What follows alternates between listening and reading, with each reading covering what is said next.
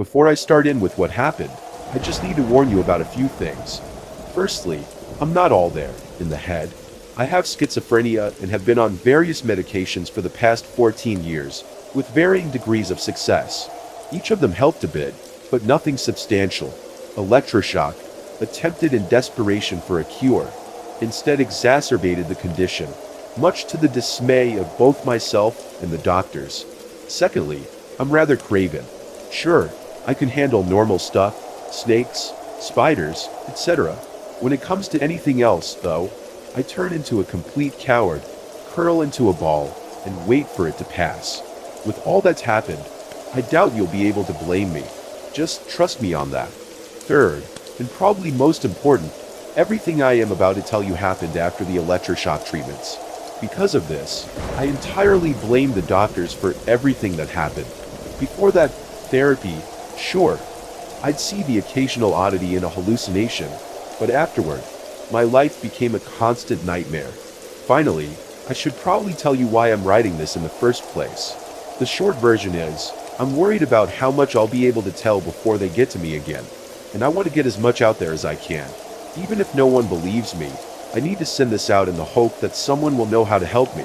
The doctors took me in for shock therapy. The day after my surgery, I saw the first one. I was lying in the hospital bed. It was as uncomfortable as ever, but I'd been pretty heavily confined to that bed ever since I got to the medical floor. I really didn't have much choice but to get used to it. Dr. Marcus slid open the glass door and came into my room. Good. You're awake. We need to run a basic diagnostic test. Now, I understand that you've had a traumatic experience. However, we need to get this done, and the sooner the better. So, if you don't mind, can you tell me what you see? Dr. Marcus held up a card with a picture of a pear on it. I see a pear. Are we done? No, afraid not.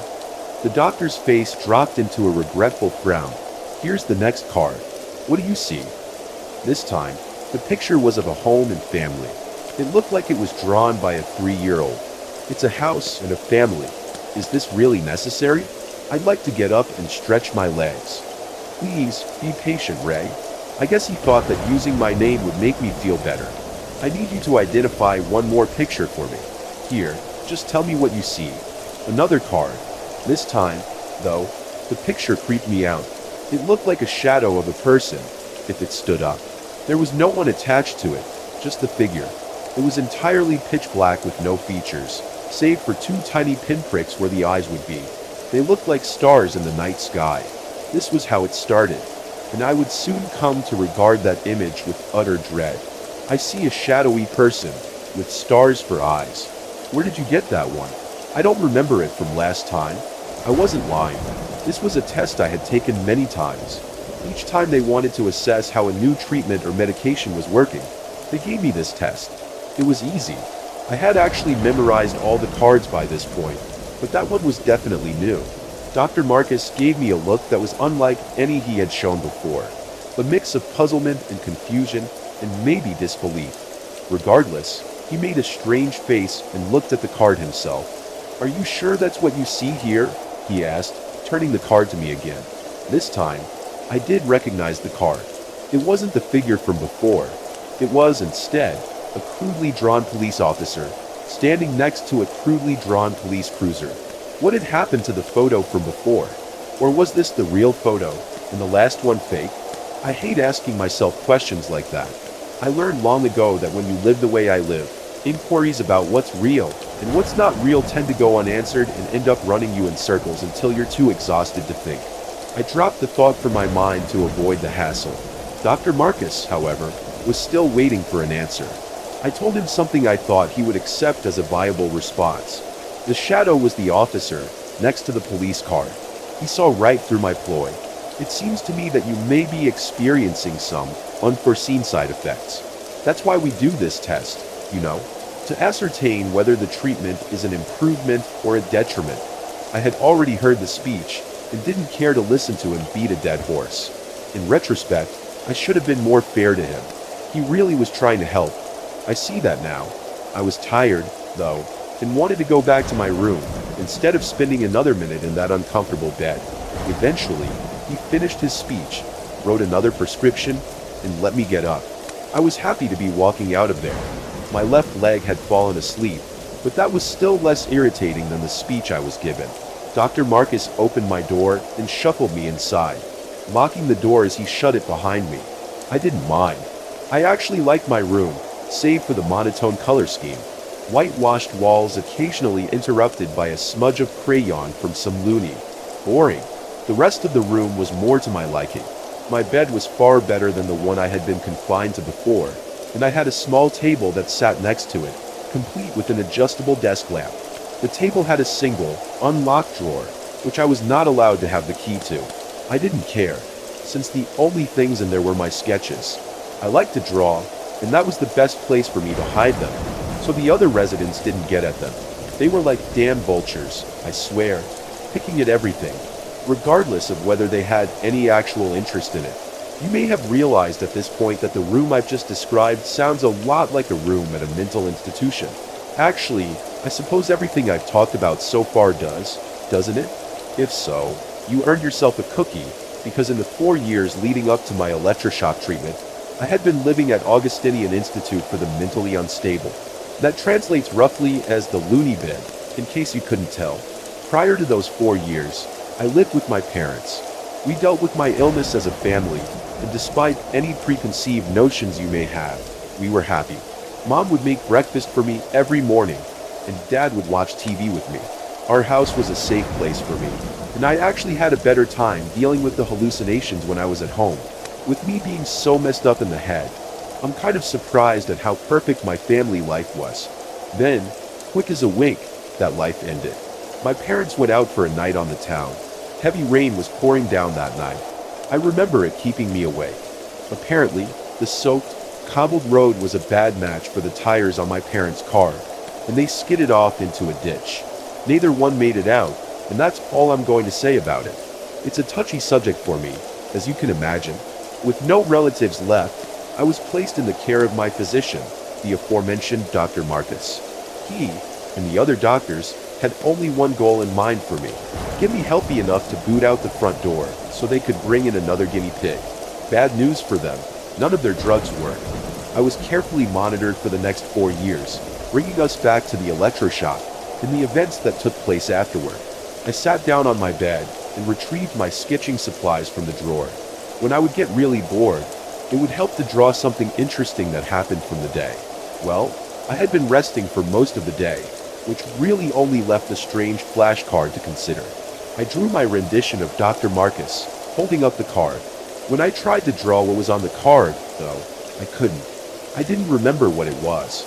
I do now, obviously, but for whatever reason, at that moment, it was as though the card was blank both on paper and in reality. I laid back in my bed, getting a headache. I wanted the day to end, and so, despite having rested for 15 hours post-op, I fell asleep. I woke up very early the next morning. I didn't have access to a clock or watch, but there was no light streaming in through the barred window above my bed. It must have been before dawn. The doctors didn't open the doors until 8 o'clock each morning, so I was stuck in there in my boredom, waiting. I didn't want to wake the person in the room across the hall from me, so I left my lamp off. Instead, I sat in the darkness, just waiting. Out of the corner of my eye, I thought I saw something move in my room. I turned to look but found nothing. As I rolled back to face the door, however, I came face to face with a horrific sight. Utter darkness, a shadow in a room of shadows, and 2 white stars coalesced into a humanoid form. The monster from the card had followed me. It had crawled on all 4s onto my bed and was at eye level, just inches from my face. Its white pinprick eyes stared into mine, a void of emotion, lacking in characteristic. I clamped my eyes shut and curled into the fetal position. I started crying, praying for it to be over. I could hear it, right next to me. It was breathing in my ear. The hot breath emanated from nowhere, as the monster had no mouth or nose. It stayed there for minutes on end, just breathing louder and louder. I almost wished it would just get it over with. Then, quickly as it started, the breathing ceased. Only the hum of electricity remained, coming from the walls. I didn't open my eyes for a very long time, too scared of what I might see. When I finally did open them, it was still dark, and the creature was gone. I quickly flicked on the lamp to make sure it wasn't hiding in the shadows. My room was devoid of inhabitants, save for me. I started to calm down, and quickly became embarrassed. I didn't envy the nurse that would have to take my pants to be washed. Across the hall, I could hear someone stirring. I figured it was a patient, but I didn't want to be left in the dark again. I angled the light away from the door as best I could, and tried to get back to sleep, to no avail. Eventually, the sun rose, and the doors were unlocked. The nurses gave me a change of clothes, clearly annoyed and a little disgusted. I told Dr. Marcus about what happened to me, for no other reason than to let him document it. He was obviously concerned for me, and decided to give me some meds to help with the hallucinations. I took them gladly. No way did I want to see that again. The drugs had side effects, but they sure as hell worked. I didn't see anything out of the ordinary for months. I was so relieved after the first week that I actually thanked Dr. Marcus for all he had done for me. The look on his face was priceless, but I really meant it, and he could tell. I think he lightened up on me after that. He actually started taking an interest in my issues, and in helping deal with the side effects of my meds. For 3 months, my life at the Institute was the best it had ever been. Then, in a moment of stupidity, I slipped up. One of the nurses forgot to prepare my psych meds, and I forgot to remind them. I didn't even realize that the mistake had occurred, because even off the pills, everything was fine. I still slept soundly that night, and the night after, and saw nothing strange either day. The third day off my meds, however, would prove to be a moment of clarity for me. I woke to the sound of my door being unlocked. I flipped on my lamp sleepily before opening my eyes. There wasn't a doctor standing there to greet me this time, just the open door. I got out of bed and stepped out into the hall. I turned and closed the door behind me, locking it back up. I looked down the hallway and froze solid at what I saw. I wasn't in the asylum anymore. I was in, I don't know. I can't adequately name the horror that now faced me. I always pictured hell as being fiery and smelling of brimstone. This wasn't hell. This was visceral. The hall had contorted into a fleshy mess. Horrible smelling fluids leaked from sores in the walls, and blood coated the squishy, vein-covered floor. The doors to other rooms were replaced with sphincters, and down the hall, I could see a figure standing with its back to me. I could hear it sobbing. I tried to turn around, but every muscle in my body locked. Something inside me knew that whatever was behind me would be far worse than what was in front of me. I looked back to the door to my room, only to find that it wasn't there. The intestinal tunnel I was in had overtaken the door. I could see the knob and the folds of flesh, though. I thought, if I can just get back through the door, it will be all right. I don't know why. Out of pure horror, I concocted the notion that my room was a safety net. It was a stupid idea, but I tried it anyway. Nowhere else to go, regardless, except toward the figure. That was the last thing I wanted to do. I tried to reach for the knob, and the flesh closed around it. I pushed through the slimy, squishy mess, until I felt my knuckles touch the knob, and I took hold of it. The wall clamped down on my arm, crushing bone and trapping me there. The figure stood and turned to walk toward me, still sobbing.